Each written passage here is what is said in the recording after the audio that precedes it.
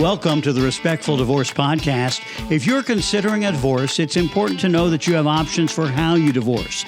On the Respectful Divorce Podcast, we explore those options and provide advice from divorce professionals. I'm your host today, Tim Crouch, and we're talking with members of the New York Association of Collaborative Professionals. Joining us today are collaborative divorce attorneys Jancko-Baken and Melissa Goodstein. Thank you both for joining us today. Oh, thank you, Tim. Thank you for having us. So let's start. And first of all, Ellen, I'll ask you about divorce in New York. What's it like to go through a divorce in New York? Well, if you're speaking about a divorce in a traditional sense, I assume that's what you're speaking about, as opposed to mediating or collaborating, which we can talk about later. But going through a divorce through the court system is a very, very stressful and very difficult process. And, it's like when you tell your little 4-year-old not to touch the hot stove, they just don't get it until they touch the hot stove. And, no matter how many times I speak to my clients about staying out of the court system, they just don't really get it until it's too late and we're in it. So what is it like? It's handing over your control really over the result by putting it in the hands of a neutral judge who doesn't really pay attention to the nuances of your lives and is kind of just wants to get it done. And so, they're not really making anybody happy. No one was happy. There's no winning. I'm going to win. I'm going to get you in court, but there is no winning. It's just not the way the process goes. So in short, it's just spending a lot of time and a lot of money handing over I don't want to use the word power, but handing over your control over your family's lives. So I highly recommend that people stay out of the court system. And I will add that the courts are very overworked. You just don't get the attention that you need. And it's damaging to a family because if you think you're going to be in battle and you're going to win, in order to win, you have to try to make the other person look really bad. And how does that affect the family? The answer is not well. So that's, in a nutshell, it's a long, expensive, high conflict, negative experience. And I've just heard it said that our court system really isn't set up for divorce. It's not divorce friendly. Well, it's not if you think about what you're divorcing. I mean, it really isn't a business deal, although I've heard many attorneys say it's just a business deal. No, it's not. This is a family. It's the most intimate of relationships on the planet. And no, they're ill-equipped to handle that. They're just ill-equipped to handle it. And frankly, I don't think you'd find a judge who would disagree with that. I mean, they don't love having to make these decisions, most of them. So in that regard, no, it is not equipped to handle what's necessary for transitioning families from, a married couple to a divorced couple. It's not equipped for it. So, Melissa, with that in mind, what are those options that you have to a court divorce or a litigated divorce? There are a lot of options. Namely, there's mediation, which now in our courts, mediation is mandated with limited exception. So I'm on the roster. A lot of my colleagues are. So the courts really encourage mediation as a process choice and support that, and collaborative divorce and a collaborative approach to divorce is another model. So when you're seeking non-court alternatives, mediation and collaborative are really great processes that really acknowledge that relationships matter, emotions matter, navigating them with a carefully and navigating them so that you're not heightening them, but helping a couple reach an agreement that will really stay true to what matters and what their values are, what's most important.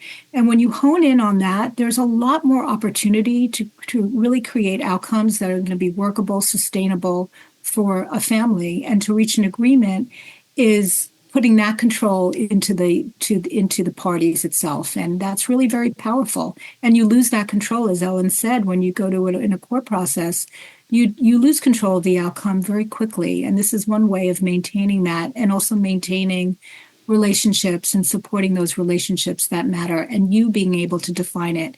So as far as I'm concerned, when you get married, and I've also been married for a long time, I know Ellen has been as well, when you get married, you don't have somebody coming in and saying, this is how you should conduct your marriage. And I really, really firmly believe that you should be in control of how you want to end your marriage as well. And I think mediation and collaborative offers that. And especially when you have children, it really preserves and protects that, because children inevitably become really collateral damage. And there's a lot of cost to litigation that cannot even be measured in finances. It's relationships. And when that gets impacted, it's very hard to get that back. And I think mediation and collaborative acknowledges that there's no winners, there's no losers. Let's try to get to a best possible outcome and creative problem solving for that family. And one of the differences, I guess, between mediation and collaborative is that on the collaborative side, there's a commitment that you won't go to court. You could still go to court in mediation, right? Definitely. There's for collaborative, that's part of a participation agreement that is signed, that if there is litigation, that not only will you use your collaborative counsel not to serve as your litigation counsel, but the process terminates. Differently from mediation, where you can still have litigation ongoing, and still have the action. But collaborative is very clear that you're coming in with the best possible intentions to reach an agreement and not going to be leveraging any kind of court intervention or actions to support any positions that otherwise wouldn't be met by proceeding by agreement and, building trust in the process to reach that without going outside of it. I may, Tim, just to say, the participation agreement, which cites that you're not going to go to court, and if you do, you terminate this, is the crux of the collaborative process. It acknowledges that it isn't easy to stay in the process, but yet that you have to stay in the process. So one of the things I could hear people thinking as we're talking about litigation, there's a loss of trust no matter what process you follow. It doesn't mean you can't be in a collaborative process if you don't trust one another, because most divorcing people have lost trust. So that it's really a matter of, let's assume we take apples to apples, and you have two couples who are experiencing similar lack of trust and conflict and difficulties. It's not like you're gonna gain more out of litigation. You're gonna gain more out of working hard, modeling conflict resolution for your children, working through the issues. That's where I think it's so important for people to recognize that it's not that I'll do better in litigation because I don't trust my spouse. That's not true. I was just going to say it's proceeding by agreement, and it's working together in a different way to achieve outcomes that are going to be best for each of you and your family. And it's getting that commitment.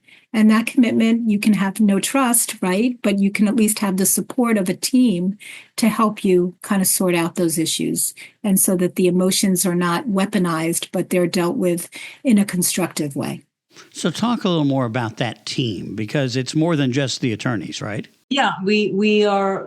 The reason we're called the New York Association of Collaborative Professionals is because the professionals consist of the legal profession, the attorneys, the mental health professionals, and we have financial neutrals, all as a team work to support the parties and the family in the expertise that they're most, the financial people are dealing with, helping them with finances. The mental health professional are helping them with parenting decisions, with things that are causing them to get stuck emotional. I mean, divorce is a very emotional, psychological component to divorces. So they're helping us. And the lawyers are dealing with the legalities, the New York laws, and drafting agreements and making sure that everybody's, that what they've agreed to is reflected in the agreement. So yeah, it's a whole team support, and actually ends up being more cost efficient because everybody's in their lane. Nobody's stepping into other people's lanes. And so it's a real nice, I go like this because I feel like you hold the family in that team. The team holds the family. Yeah. And the financial neutrals and the family specialists are neutrals. And that also holds the team, and it creates this balance. So what a financial neutral will do is level the understanding about the finances, create and gather the information in a neutral way, helps make sure and confirm for understanding so that we understand before we can evaluate any kind of options. And the family specialist is there to kind of take the emotions and manage it in the best way possible. Maybe they sit in all of the meetings, or maybe they just handle the parenting and children related stuff, but they're there is a vital role to help level that, and manage the emotions in the best way possible. And that's their expertise. We stay in our lane so that the attorneys can do what they need to do. There's advocacy, but there's also a different type of advocacy in collaborative where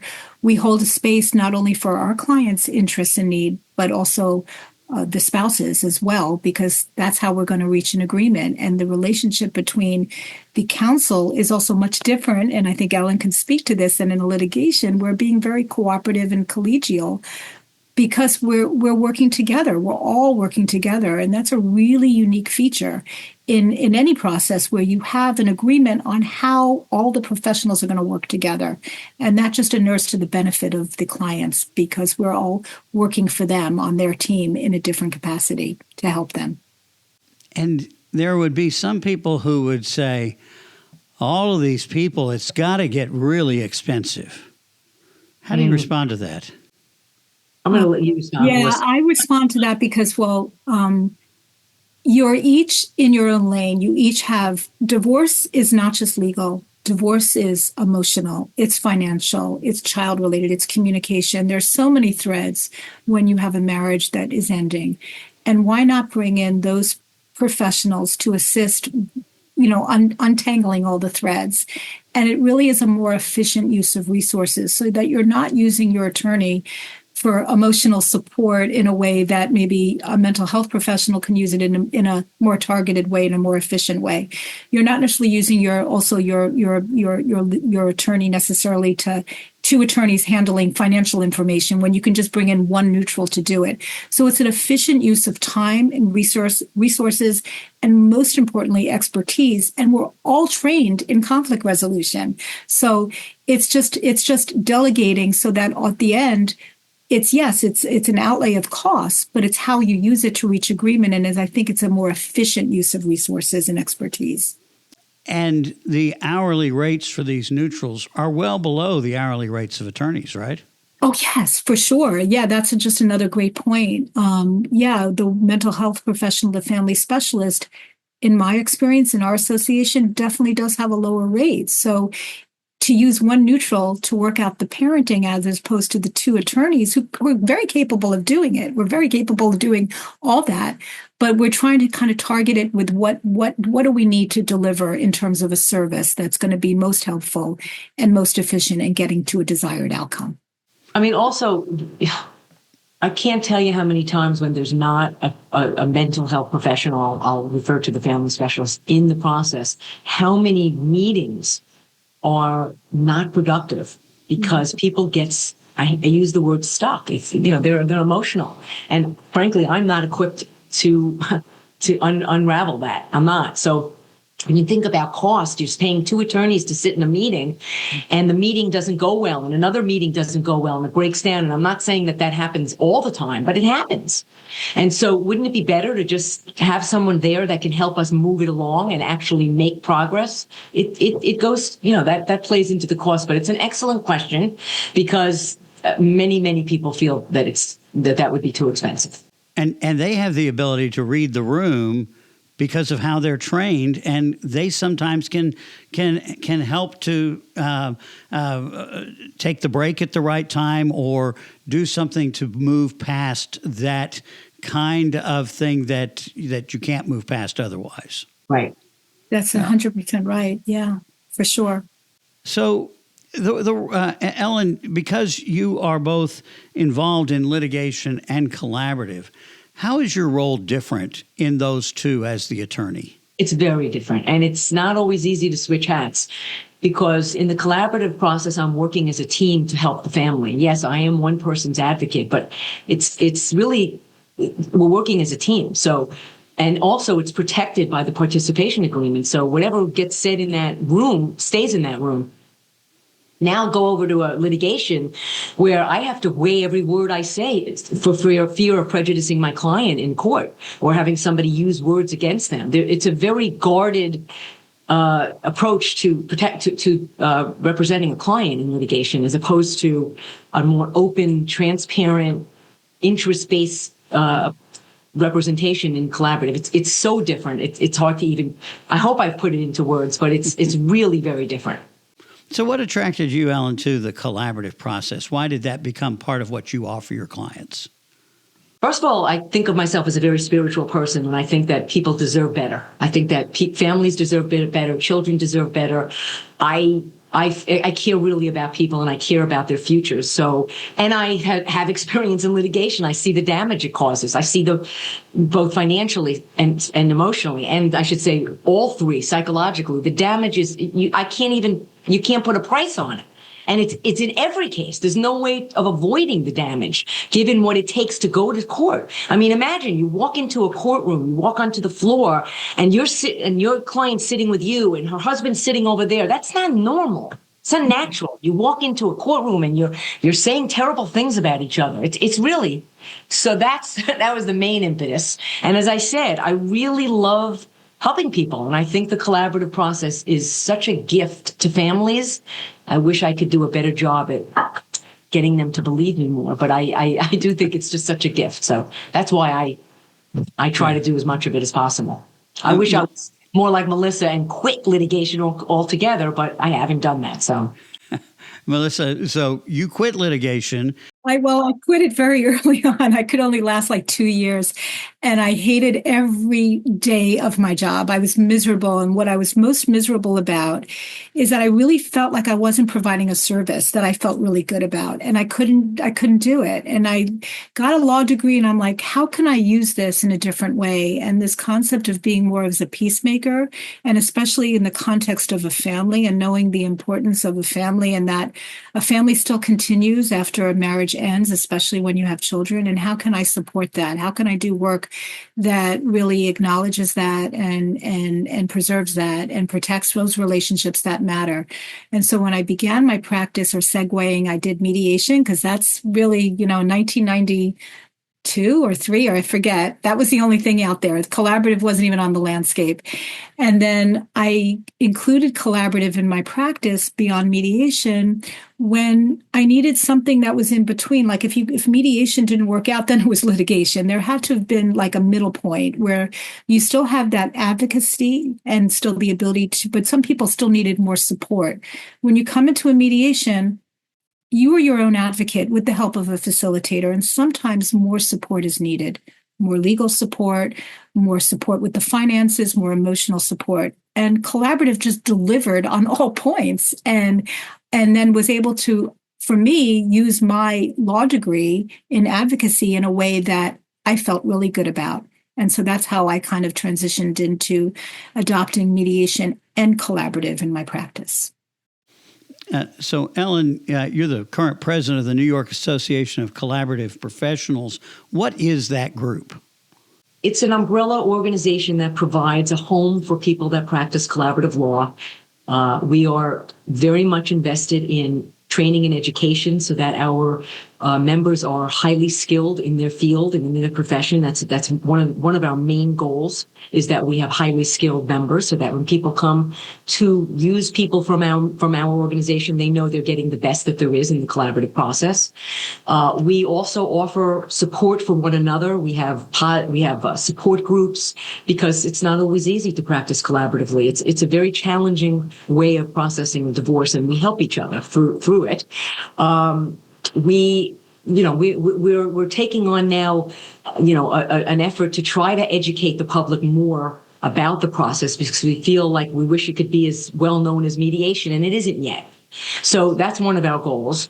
But basically, it's an organization that it's a collaborative family, I should say, and that we're all aligned in what we believe is best for a divorce process. So and if I missed anything and you want to add to it, Melissa, as the past president and as my go-to person anytime I'm not sure what to do, please go ahead and add to it. Just to celebrate, we're 25. We just celebrated our 25th year together as an association. And as Ellen said, it is really just like a family of like-minded professionals, all supporting each other and supporting our work, all for the goal of helping how we can serve our clients and our communities in the best way. And our training is imperative. It's really important. We have a very robust training, and we also are trying to kind of branch out with getting more people, to be aware of the process and educate. But the skill of conflict resolution, as well as expertise in our specific disciplines, is really central, because that's how we can really further the collaborative and the successful outcome of collaborative practice. And we're an interdisciplinary group. We're also the largest, I think the largest collaborative group in the U.S. potentially. And we also have a great geographic area. We're in the metro New York area, so we hit the suburbs in the north, Long Island, in the city. So it's a diverse section and a big area that we serve. All right. Well, thank you all very much for joining us. We're doing this podcast ahead of Divorce with Respect Week, which is coming up March 1st through 8th. And it'll be an opportunity for people to do a free consultation during that week to learn more about collaborative and their divorce options. If somebody is going to sign up for a consultation, what should they expect in that consultation? Melissa, I'll let you go first on that. So the consultation first is that how I like to do it is to explain the process, explain process choices, and explain also about particularly the collaborative process. I don't necessarily get into particulars of one situation, only if it's relevant as to whether the process itself is appropriate. But it's really just explaining what the landscape is in the roadmap. And I think that's incredibly empowering. You want to empower clients. I think education is imperative, and just understanding the process. And Ellen, if someone's doing an initial consultation with you, anything different about a consultation with you? No, I mean, I agree with Melissa. And frankly, I think it's really important not to get too into the facts, because the whole point about the collaborative process is to go in almost with like a clean slate so that you can hear one another. You're not locked into any particular resolution, or attached to any resolution, because we're really hoping to facilitate some interest-based conversations, creative solutions. So you want people to come into it open-minded. So I agree with Melissa not to get too into the details of the facts of the matter, although they come in all ready to go. Yeah. And, it's a balance. So it is a balance, and what you hope and what are the possibilities. I like to kind of, what do you hope this is going to look like? What are you worried about? What do you value? What's most important? And getting them into that mindset about interest and values and possibility. And I think that moves people ahead and in a more constructive way, productive. Right. So if someone wants to learn more about each of you individually, how can they do that, and how can they contact you? I think it's just through our website, right? We have the New York Association of Collaborative Professionals has a robust site that they can find out members and get their contact information. And we both individually have our own. Anyone could be Googled now. I think AI is like, you look it up, even in AI now, people are finding you, right? So that's how you can find us. And we have a great membership to consider, and who are participating. And what an amazing thing that you're doing, Tim. It really is enhancing awareness about process and really empowering.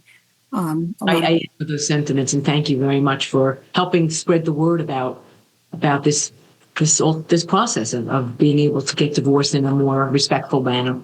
Hence the Divorce with Respect Week. That's right. It's amazing. Right.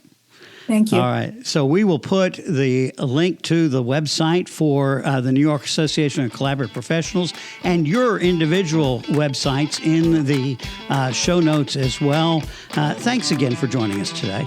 Thank you. Thank you for having us, Tim. Thank you. And those of you watching, thank you for watching the Respectful Divorce podcast. This reminder that Divorce with Respect Week is March 1st through 8th. You can talk with divorce professionals, including attorneys, financial professionals, and divorce coaches for free, simply by going to divorcewithrespectweek.com to find a professional near you. Divorce with Respect Week, March 1st through 8th. That website, once again, divorcewithrespectweek.com. This is Tim Crouch for the Respectful Divorce podcast, reminding you that collaborative divorce is a better way to untie the knot.